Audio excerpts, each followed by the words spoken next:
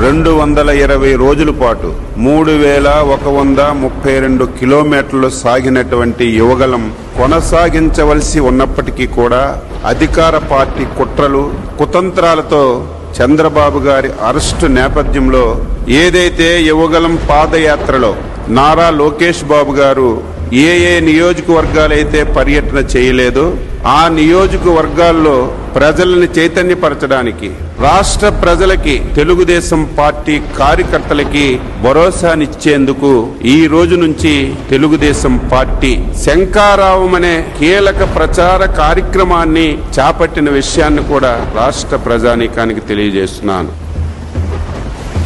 అప్పుడప్పుడు ధైర్యానికి కూడా తెలీదు అవసరానికి మించి తను ఉండకూడదని.